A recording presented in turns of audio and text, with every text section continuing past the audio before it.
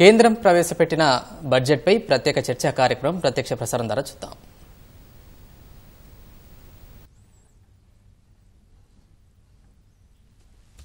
నమస్కారం.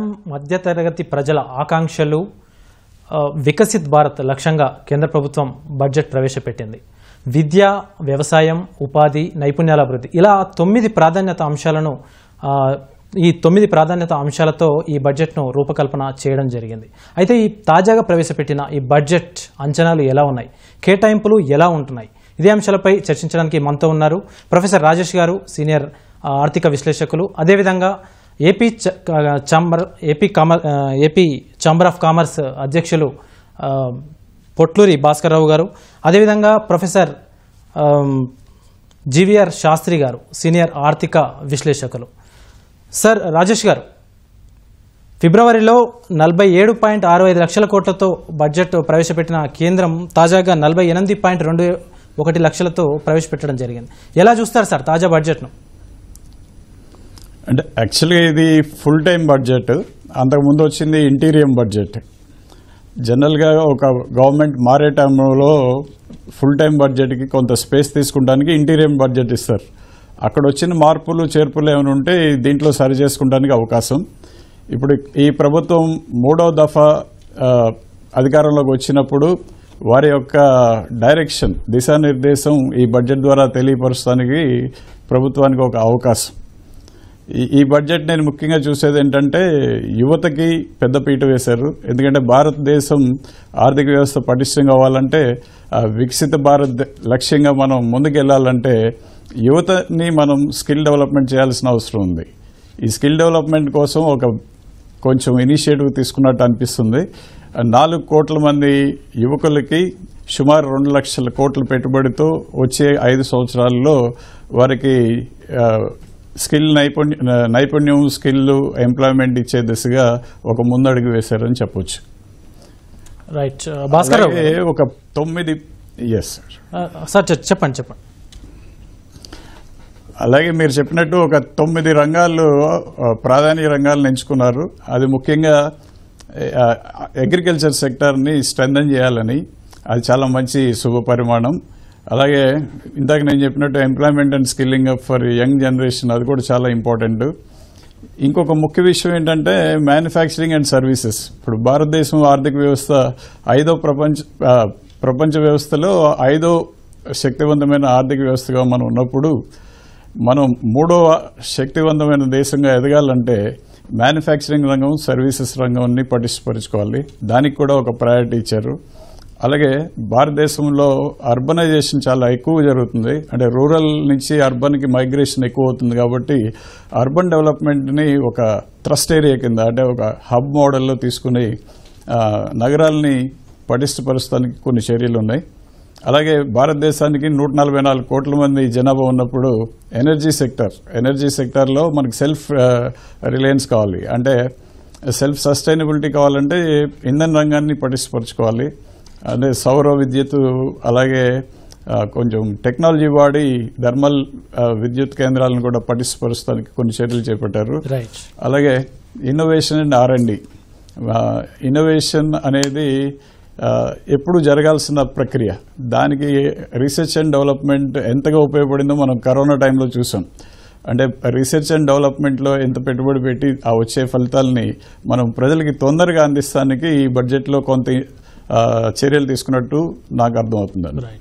రైట్ భాస్కర్రావు గారు, దేశ ఆర్థికాభివృద్ధిలో కీలక పాత్ర పోషించే ఈ సాగు రంగంలో అగ్రతాంబూలం వేసినట్లు మన నిర్మలా సీతారామన్ గారు కేంద్ర ఆర్థిక మంత్రి ప్రకటించడం జరిగింది. ముఖ్యంగా ప్రకృతి వ్యవసాయం, land reforms and Kisan credit cards లాంటి వాటితో ఇలాంటి నిర్ణయాలతో ఈ సాగు రంగమే కానీ వ్యవసాయ రంగం, దాని అభివృద్ధి రంగాలు ఎంతవరకు అభివృద్ధి చెందే అవకాశం కనబడుతుంది సార్, దాని అనుబంధ రంగాలు?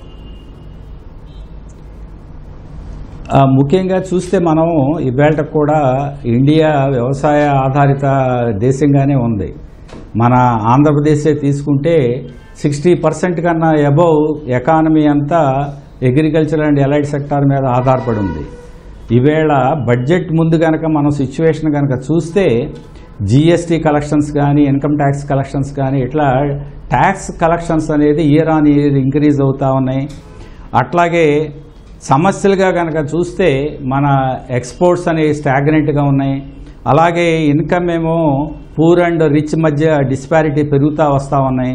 ఇట్లా ఎన్నో సమస్యలు ఉన్నాయి. ఒక పక్కన ఎకానమీ ఏమో గ్రోత్ పాత్లో ఉంది, వేరొక సైడ్లోనేమో కొన్ని ప్రాబ్లమ్స్ ఉన్నాయి. వీటన్నిటిని దృష్టిలో పెట్టుకుని ఈ బడ్జెట్ని అడ్రస్ చేయడానికి ప్రయత్నం చేసినట్టుగా అనిపిస్తూ ఉంది నాకు. ముఖ్యంగా మనకి అగ్రికల్చర్ కనుక, వ్యవసాయం కనుక చూస్తే వ్యవసాయంలో ప్రొడక్టివిటీ అనేది దాదాపు స్టాగ్నెంట్గా ఉంది గత 7-8 సంవత్సరాల నుంచి. దాన్ని అట్లాగే ఎలైడ్ సెక్టార్స్లో కూడా మనకి ఎన్నో రకాల అవకాశాలు ఉన్నా దాన్ని అందిపుచ్చుకోలేకపోతా ఉన్నాం.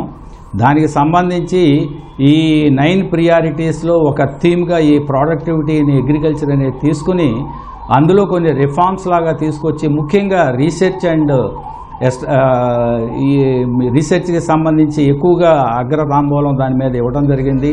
అలాగే న్యాచురల్ ఫార్మింగ్ కూడా వెరీ వెరీ ఇంపార్టెంట్, దాని మీద కూడా కొంచెం కాన్సన్ట్రేషన్ చేశారు. ఇక మన రాష్ట్రం కనుక తీసుకుంటే మనకి విపరీతమైన shrimp production, we are one of the largest producers of the shrimp అండి. దాన్ని ష్రింప్ ప్రొడక్షన్ సెటప్ చేయడానికి నాబార్డు సహకారంతో దాన్ని పెంపొందింప చేయాలని, అందులో ఉన్న కొన్ని సమస్యలను అడ్రస్ చేయడానికి ప్రయత్నం చేశారు. అలాగే డిజిటల్ పబ్లిక్ ఇన్ఫ్రాస్ట్రక్చర్ని అగ్రికల్చరల్ ఎఫ్పిఓస్ కిందకు తీసుకొచ్చి దానికి సంబంధించినవి కూడా అడ్రస్ చేయడానికి ప్రయత్నాలు జరిగినాయి. ఇక mission for pulses, oil seeds, అట్లాగే ప్రైమరీ ప్రాసెసింగ్, ఇందాక ప్రైమ్ మినిస్టర్ గారు చెప్పినట్టుగా ఈ vegetables and fruit production, we are one of the largest producers of vegetables and fruits. కాకపోతే ఏంటంటే మనకి ఈ పెరిషబుల్ ఐటమ్స్ వలన మార్కెట్కి వచ్చేలోపే 30 to 40% డీజనరేట్ అవుతూ ఉన్నాయి. సో వీటిని దృష్టిలో పెట్టుకుని ప్రైమరీ ప్రాసెసింగ్ కూడా బాగా అడ్రస్ చేయడానికి ప్రయత్నాలు చేశారు. సో దాదాపు 1.52 lakh crore ఈ అగ్రికల్చరల్ ప్రొడక్టివిటీ కానీ, రీసెర్చ్కి సంబంధించి కానీ వీటన్నింటినీ అభివృద్ధి చేయడానికి ప్రయత్నాలు జరిగినట్టుగా నాకు అనిపించింది. సో ముఖ్యంగా నిర్మలా సీతారామన్ గారికి మా ఏపీ ఛాంబర్స్ తరఫున శుభాకాంక్షలు. 7 సంవత్సరాల నుంచి కన్సిక్యూటివ్గా యూనియన్ బడ్జెట్ని ప్రవేశపెట్టిన రికార్డును నెలకొల్పారు. ఓవరాల్గా ఈ బడ్జెట్ మెయిన్ ఇష్యూస్ని అడ్రస్ చేసిందని అనిపించింది నాకు.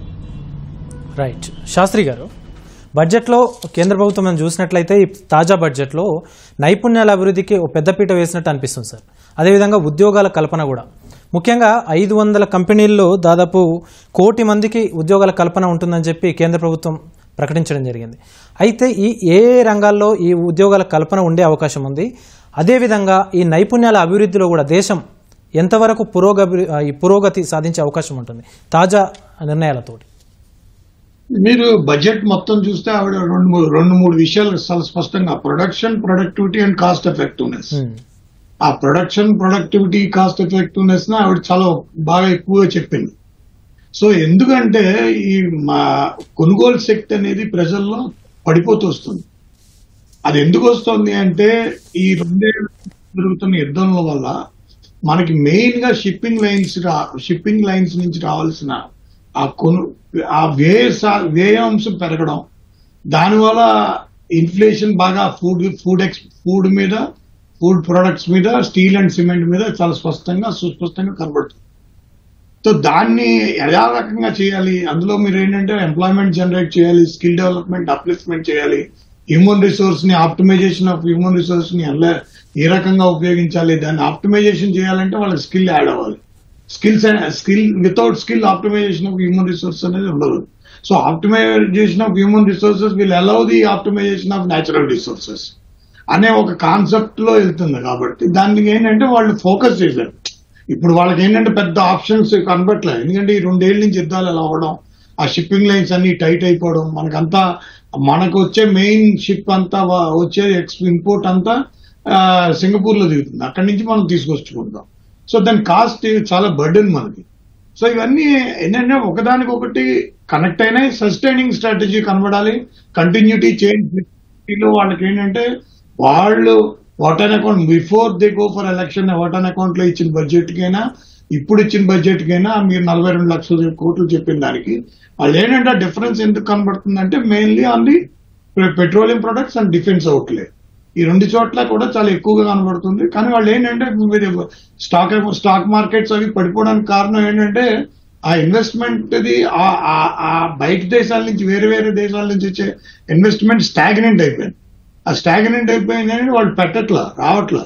సో వాళ్ళు ఏమనుకున్నారంటే డిఫరెంట్ గా వాళ్ళు ఎక్స్పెక్టెడ్ చైనా నుంచి వస్తుంది అనుకున్నారు. కానీ చైనా నుంచి అది ఇన్ ప్రిన్సిపల్ వాళ్ళు మనం మిక్స్డ్ ఎకానమీ కాబట్టి వాళ్ళు మొదటి నుంచి దాని మీద ఇదైంది కాబట్టి debt trapped way of policy వాళ్ళు. సో ఇలాంటివన్నీ చూసి ఏంటంటే to optimize the production and the productivity it comes with the human resource optimization. So దాన్ని ఏం చేయాలి, మన ఇంటర్నల్ గా మన మైక్రో లెవెల్లో మన దగ్గరే దీన్ని మనం గ్రో చేయాలి, దాన్ని పర్యాప్తంగా ఇచ్చేయాలంటే మనకు అది మన దగ్గర ఉన్నాయి కాబట్టి దాన్ని అలో చేశారు. రైట్ బడ్జెట్ పై చర్చా కార్యక్రమానికి తిరిగి స్వాగతం. రైట్ రాజేష్ గారు, ఈ స్టాండర్డ్ డిడక్షన్స్ విషయానికి వస్తే 50,000 నుంచి 75,000కు పెంచడం జరిగింది సార్ ఈ తాజా బడ్జెట్ అంచనాల్లో. అయితే ఇది ఎవరెవరికి ప్రయోజనం చేకూరే అవకాశం ఉందంటారు? అంటే అది ప్రతి ఇన్కమ్ ట్యాక్స్ పేకి బెనిఫిట్ ఉంటుందండి. కానీ ఆ 25,000 పెంచారు కాబట్టి ఆ 25,000 ఎగ్జంప్షన్ వస్తుంది. అంటే భారతదేశంలో చూస్తే ముఖ్యంగా 144 కోట్లలో మనకి 5 కోట్ల కంటే ఎక్కువ మంది ఇన్కమ్ ట్యాక్స్ పేయర్స్ లేరు. అంటే వీళ్ళందరికీ ఆ బెనిఫిట్ వస్తుంది, కానీ కొంచెం వస్తుంది. అలాగే మీరు అడిగినట్లు ఈ ఇన్కమ్ ట్యాక్స్ రిటర్న్స్ ఫైల్ చేసేటప్పుడు 2 మెథడ్స్ ఉన్నాయి. ఇప్పుడు తాజా గణాంకాల ప్రకారం 2వ మెథడ్ అంటే కొత్త మెథడ్కి చాలా మంది షిఫ్ట్ అయిపోయారు. ఆ షిఫ్ట్ అయిన దాన్ని కూడా 2/3 of the income tax payers have shifted to the new method. ఇప్పుడు ఈ బడ్జెట్లో కొత్త పద్ధతిలో ఇన్కమ్ ట్యాక్స్ రిటర్న్స్ వేసే వాళ్ళకి కొంత ఇన్సెంటివ్ ఇచ్చారు. దానివల్ల ఏమవుతుందంటే సుమారు నెక్స్ట్ ఇయర్ రిటర్న్స్ ఫైల్ చేసేటప్పుడు 17,000 దాకా, అంటే ఇన్కమ్ కనుక ఒక 30% స్లాబ్లో ఉన్న వాళ్ళకి 17,000 దాకా బెనిఫిట్ వచ్చే అవకాశం ఉంది. అంటే మనం దీన్ని ఎలా చెప్పాలంటే ట్యాక్స్ రేషనలైజేషన్ అంటున్నారు.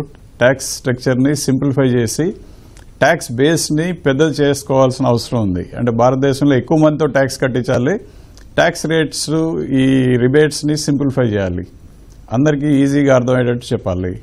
ఆ దిశగా ఒక స్టెప్ తీసుకున్నట్టు అనిపించింది.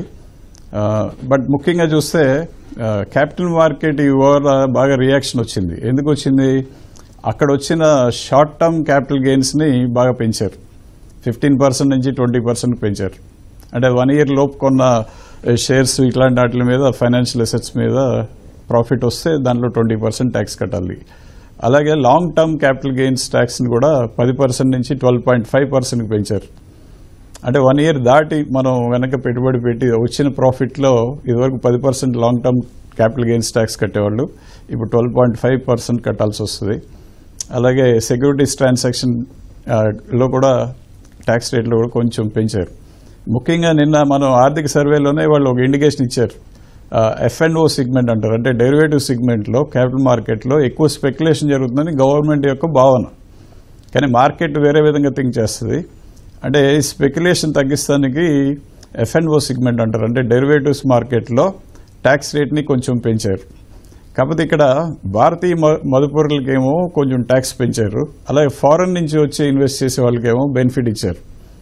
ఇక్కడ మనం ముఖ్యంగా ఇండస్ట్రీ అడిగేది ఏంటంటే, అంటే ఇండస్ట్రీ అంటే క్యాపిటల్ మార్కెట్ రిలేటెడ్ స్టాక్ ఎక్స్చేంజెస్లో ట్రేడ్ చేసే వాళ్ళు అడిగేది ఏంటంటే లెవెల్ ప్లేయింగ్ ఫీల్డ్ అంటారు. అంటే ఇద్దరికి ఒకే రకమైన మనం అవకాశాలు ప్రొవైడ్ చేస్తే గవర్నమెంట్కి ఇన్కమ్ తగ్గకుండానే మనకి మంచి మార్కెట్ ఇంకా ముందుకెళ్తానికి అవకాశం ఉంటుందని, తద్వారా ఈ స్టాక్ ఎక్స్చేంజ్ ద్వారా అంటే పెట్టుబడుల ద్వారా క్యాపిటల్ ఫార్మేషన్ దిశగా అంటే సంపద సృష్టిగా మనం వెళ్తాం.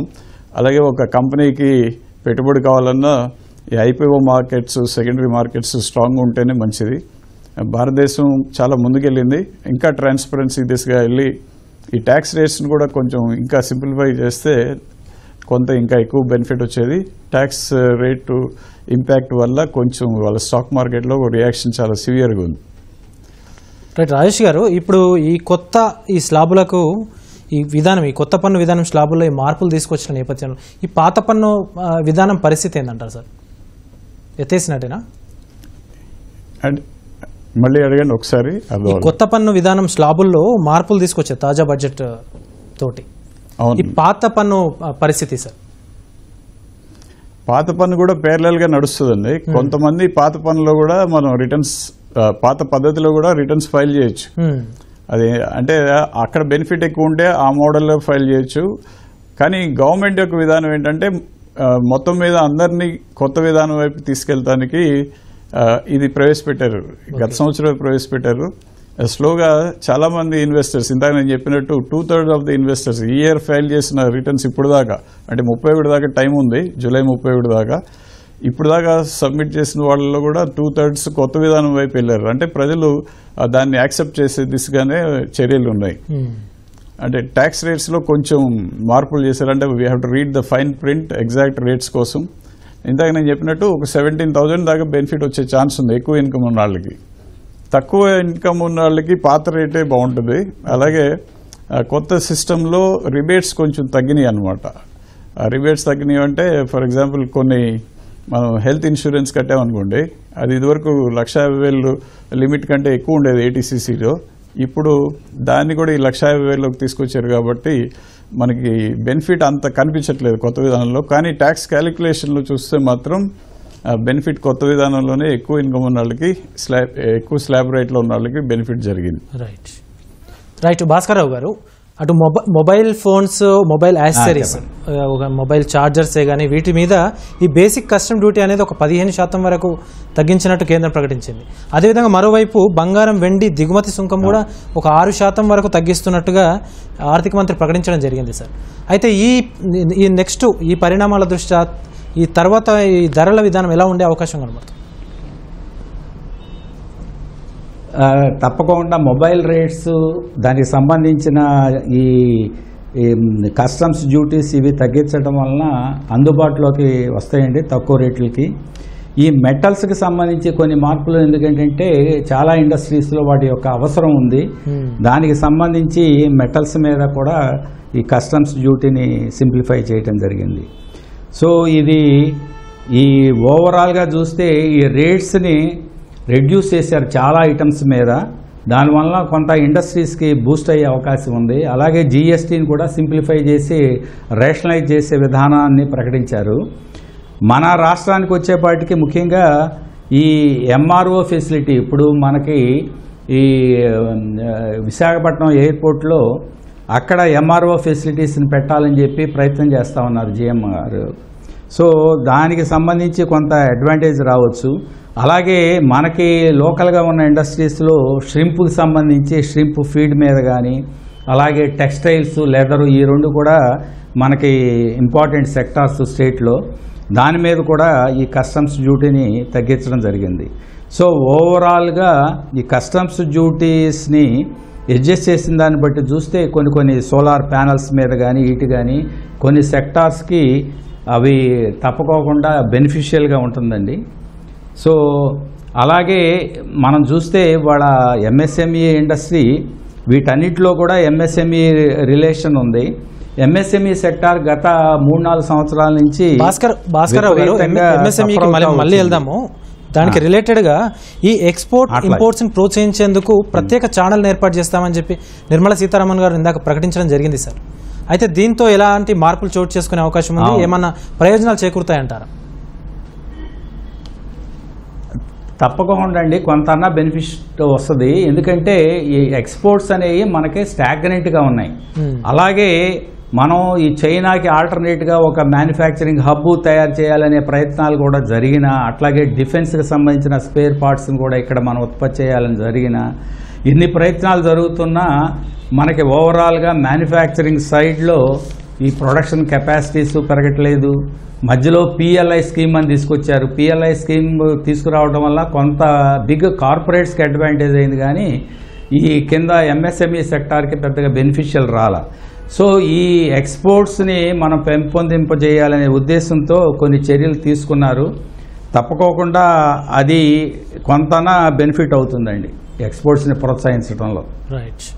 రైట్ శాస్త్రి గారు, ఈ ఎఫ్డిఐలకు సంబంధించి సార్, ఎఫ్డిఐ నిబంధనలను ఈ సరళతరం చేస్తున్నామని చెప్పేసి కేంద్ర ప్రభుత్వం ప్రకటించడం జరిగింది సార్. అయితే ఎలా ఉండే అవకాశం ఉంది ఈ ప్రత్యక్ష పెట్టుబడులకు సంబంధించి?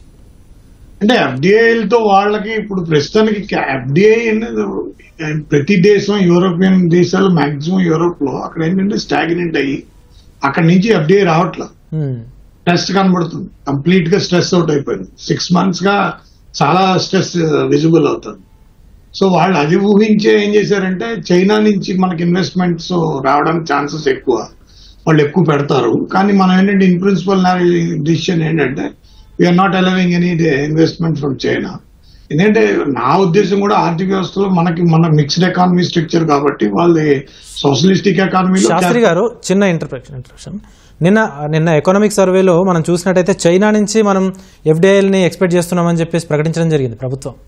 అది తప్పది అసలు ఆ యాంగిల్కి వెళ్ళకూడదు. ఆ చీఫ్ ఎకనామిక్ అడ్వైజర్ ఎందుకు అన్నాడు ఆ మాట తెలియదు, కానీ ఆ ఎకనమీ ఎందుకంటే వాళ్ళ పాలసీ అని మీరు ఇప్పుడు చైనా తరఫు నుంచి ఆలోచించాలి. వాళ్ళ పాలసీయే డెట్ ట్రాప్ పాలసీ.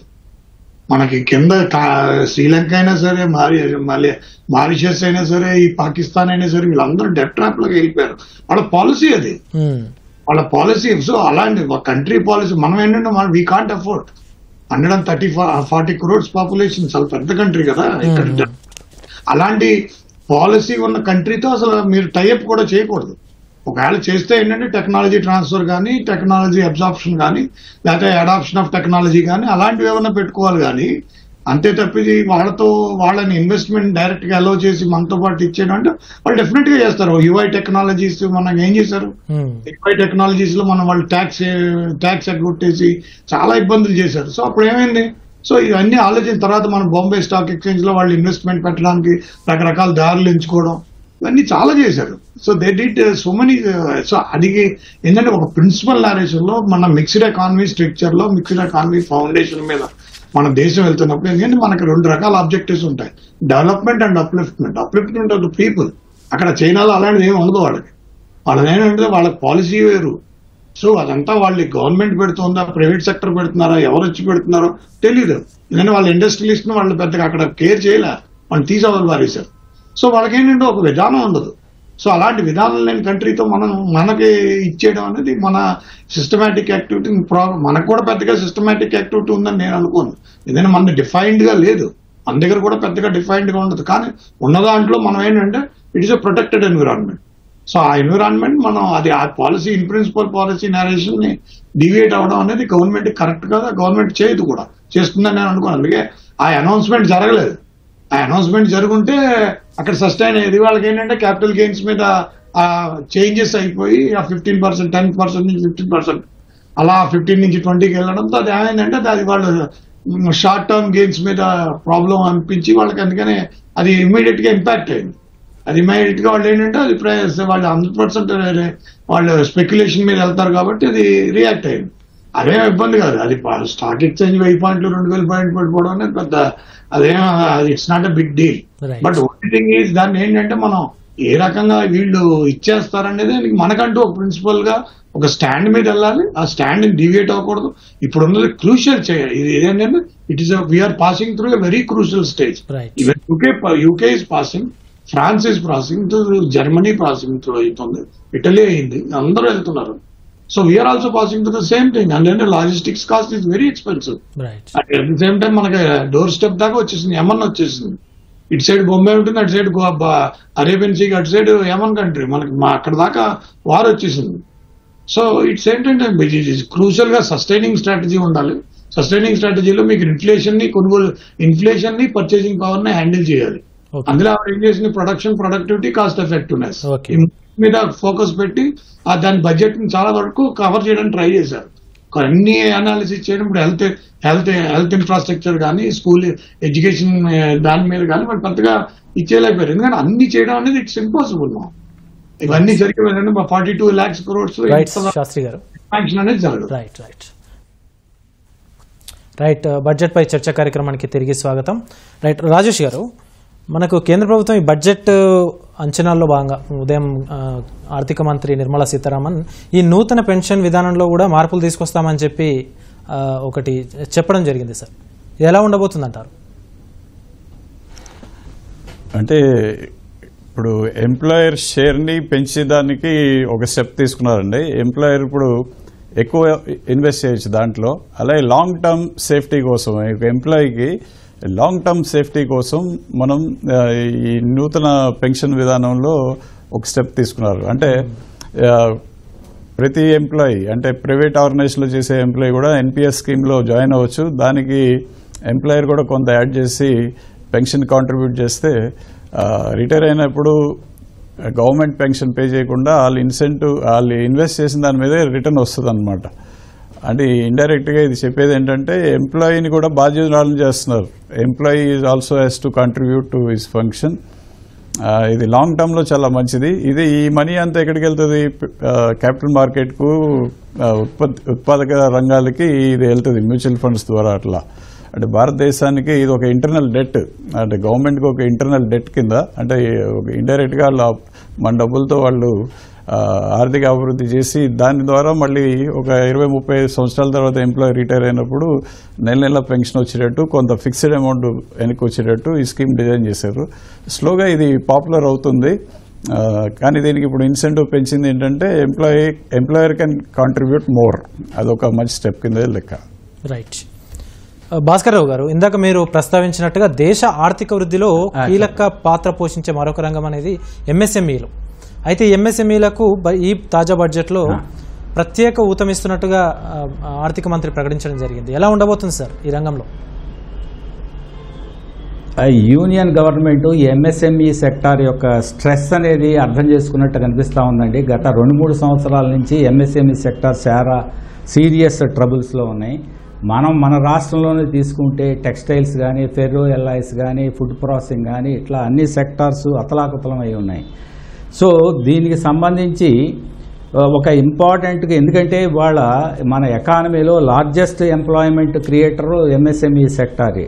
ఆల్మోస్ట్ 30% జీడిపిని కంట్రిబ్యూట్ చేస్తూ ఈ సెక్టార్లో మెయిన్గా ఈ ప్రొడక్షన్ కాస్ట్ అనేది విపరీతంగా పెరిగిపోయి ఉన్నాయి. దానికి సంబంధించి అడ్రస్ చేస్తామని చెప్పి ప్రకటన జరిగింది.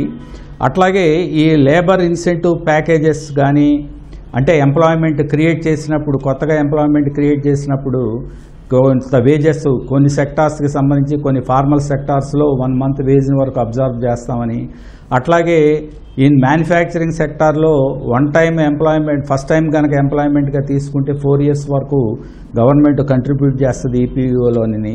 ఇవి కాకుండా ఎంఎస్ఎంఈ సెక్టార్స్ ఈ స్ట్రెస్ నుంచి బయటపడటానికి ఈ సిజిఎస్ స్కీమ్ని దాన్ని మళ్ళీ రివైవ్ చేస్తూ 100 crores వరకు కవర్ చేస్తాము. తర్వాత ఈ గ్యారంటీ ఫీజెస్లో వీటిల్లో కూడా సబ్సిడైజ్ చేస్తామని చెప్పి ప్రకటన చేశారు.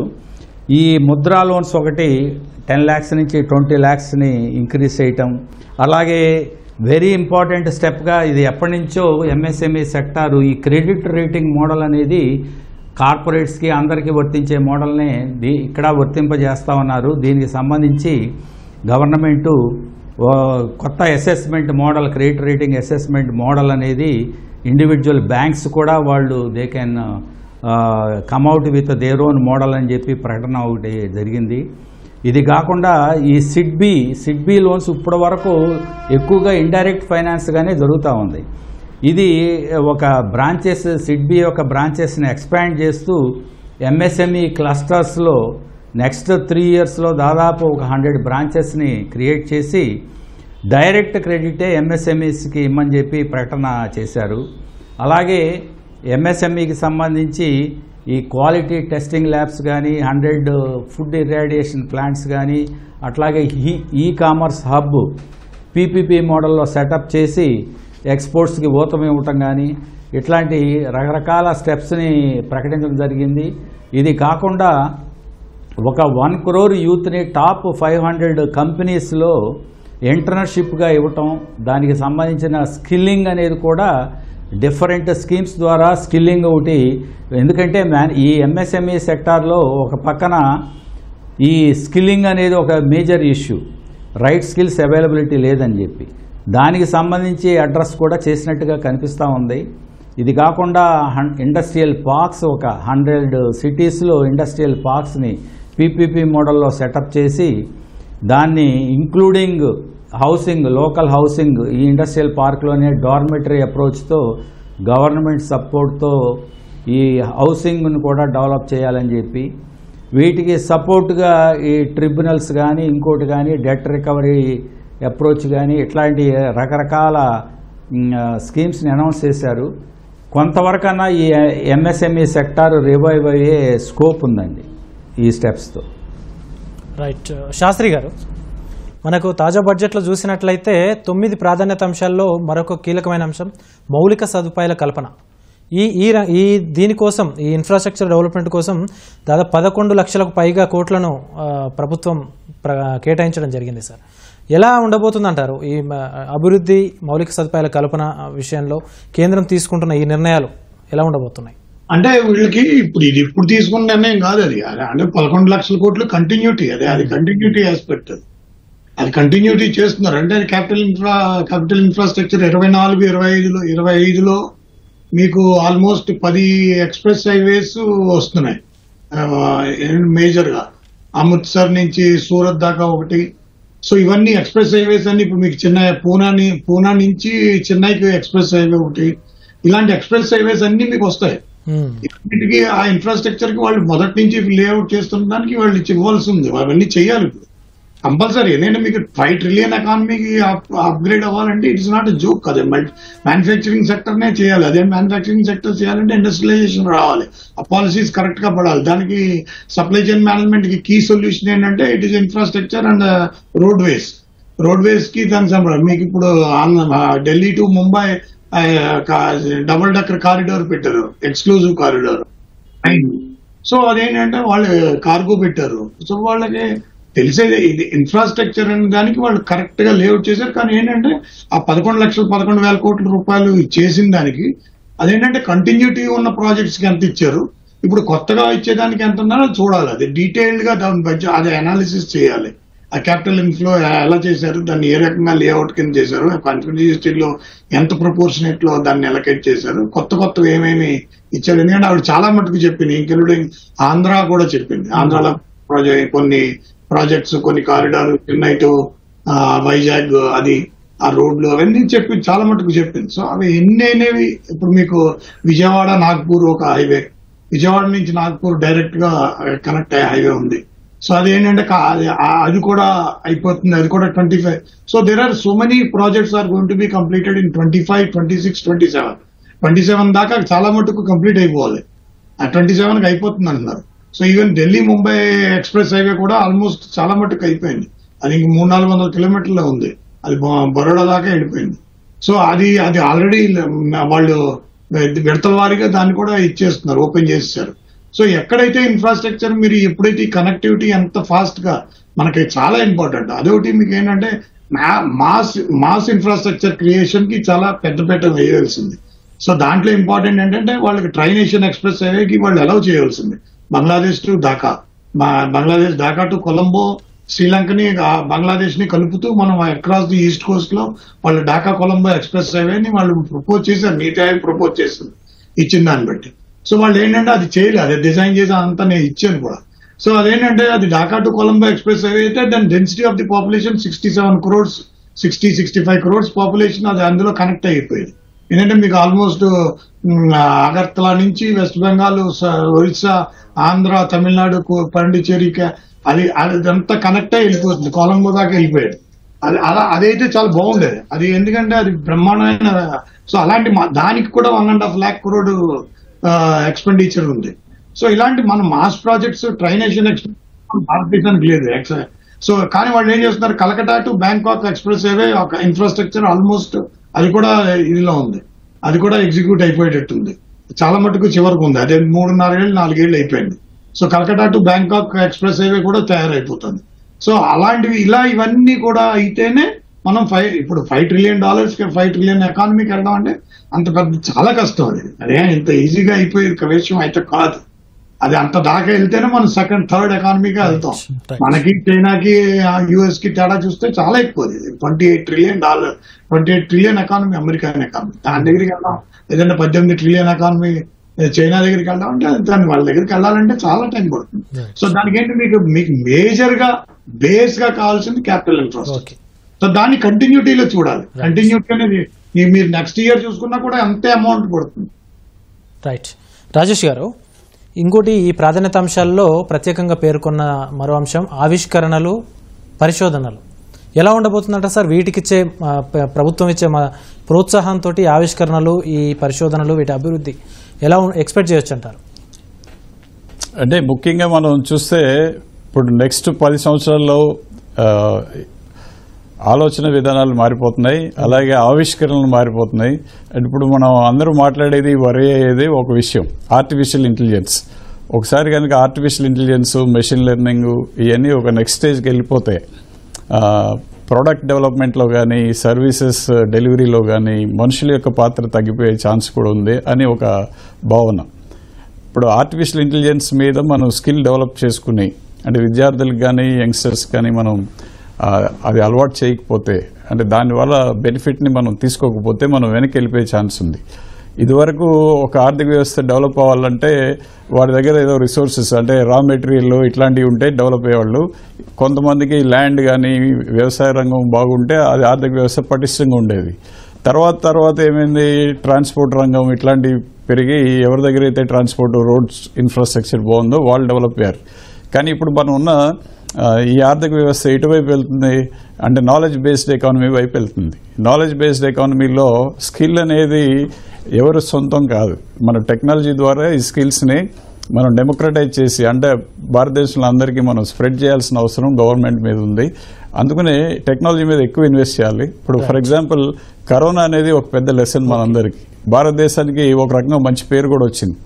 కరోనాలో ఈ వ్యాక్సిన్ తయారు చేసేటప్పుడు ఒక సంస్థ తయారు చేసిన సొల్యూషన్ కాదు అది. దేశంలో ఉన్న కంపెనీస్ కానీ, ఇంగ్లాండ్లో ఉన్న కొన్ని రీసెర్చ్ యూనివర్సిటీస్ కానీ, కొన్ని ఫారెన్ కంపెనీస్ కలిసి సంయుక్తంగా తక్కువ టైంలో మనం వ్యాక్సిన్ ప్రొడ్యూస్ చేయగల కెపాసిటీ మనకు వచ్చింది. అంటే ఇదివరకు మోడల్ ఏంటి, మనం ఇన్ఫర్మేషన్ ఎవరికి షేర్ చేయకూడదు. ఇప్పుడు అలా కాదు, కొలాబరేటివ్ ఎకానమీలో ఇన్ఫర్మేషన్ షేర్ చేసుకుని మనం మన కాంపిటీటర్స్ ద్వారా కూడా మాట్లాడి వాళ్ళని మనం కలిసి మనం ఒక ప్రోడక్ట్ తయారు చేసే అవకాశం ఉంది. ఇప్పుడు సార్ భాస్కర్ రావు గారు, లాస్ట్లో మనం ప్రత్యేకంగా ప్రస్తావించాల్సిన అవసరం ఆంధ్రప్రదేశ్కి సంబంధించి ఈ అమరావతి పునర్నిర్మాణానికి, అమరావతి అండ్ పోలవరం ఈ నిర్మాణాలకు సంబంధించి ఏపీలో పలు ప్రాజెక్టులను కేంద్రం ప్రకటించడం జరిగింది ఈరోజు బడ్జెట్లో. ఎలా ఉండబోతుందంటారు భవిష్యత్?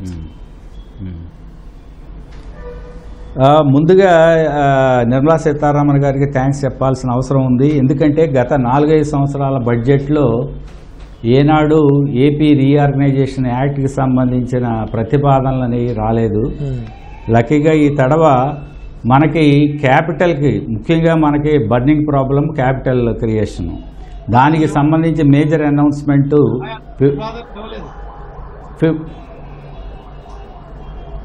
15,000 crore దాన్ని అనౌన్స్ చేయటం. ఇది కాకుండా ఇంకా కంప్లీషన్కి అవసరమైన అమౌంట్ను కూడా మేము రిలీజ్ చేస్తామని చెప్పి ప్రకటన చేయడం జరిగింది. అలాగే మనకి పోలవరం ప్రాజెక్టు కూడా ఎష్యూరెన్స్ ఇచ్చారు, కంప్లీట్ పోలవరం ప్రాజెక్టు కాస్ట్ అంతా మేము బేర్ చేస్తామని చెప్పి. ఇది కాకుండా ముఖ్యంగా మనం లాస్ట్ టైం రీఆర్గనైజేషన్ యాక్ట్ కింద ఉత్తరాంధ్రకు సంబంధించిన 3 బ్యాక్వర్డ్ డిస్ట్రిక్ట్స్కి ఇయర్లీ 50 crore ఇన్సెంటివ్గా అనౌన్స్ చేశారు. ఒక్క 1 year మాత్రమే దాని యొక్క అలాట్మెంట్, అసైన్మెంట్ జరిగింది. తర్వాత నాకు తెలిసినంత వరకు గత 3 సంవత్సరాల నుంచి ఆ అమౌంట్ కూడా రిలీజ్ చేయాల. ఈ సంవత్సరం బడ్జెట్లో వాటితో పాటు రాయలసీమ జిల్లాలు, ప్రకాశం జిల్లాలు కూడా, ప్రకాశం డిస్ట్రిక్ట్ను కూడా కలిపి బ్యాక్వర్డ్ డిస్ట్రిక్ట్ ఇన్సెంటివ్గా మేము డెవలప్ చేస్తామని చెప్పారు. కానీ భాస్కర్ రావు గారు, మనం మళ్ళీ కంటిన్యూ చేద్దాం.